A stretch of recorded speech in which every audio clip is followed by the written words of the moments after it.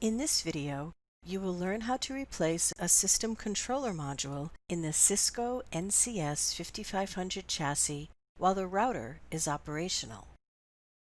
Ensure that these tools and equipment are ready. Follow these safety instructions before you begin. Warning: blank faceplates and cover panel serve three important functions. They prevent exposure to hazardous voltages and currents inside the chassis. They contain electromagnetic interference, EMI, that might disrupt other equipment, and they direct the flow of cooling air through the chassis. Do not operate the system unless all cards, faceplates, front covers, and rear covers are in place.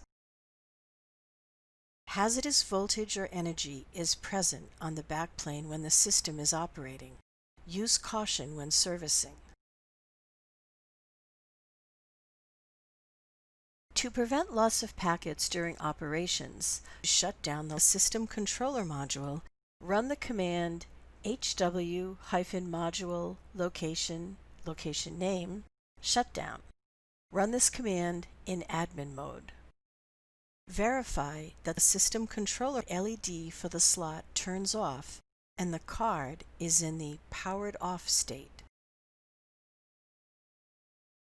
To remove the module from the chassis, unscrew the two captive screws in an anti-clockwise direction on each side of the module.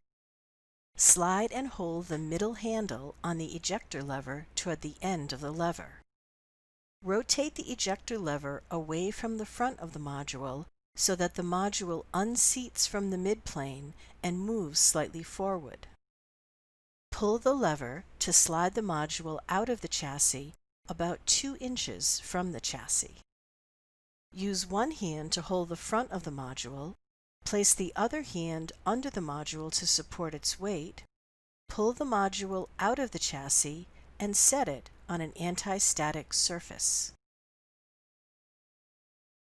To install a system controller module, slide and hold the middle handle on the ejector lever toward the end of the lever.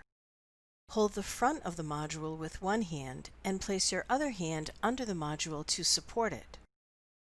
Align the back of the module to the guides in the open controller slot and slide the module all the way into the slot.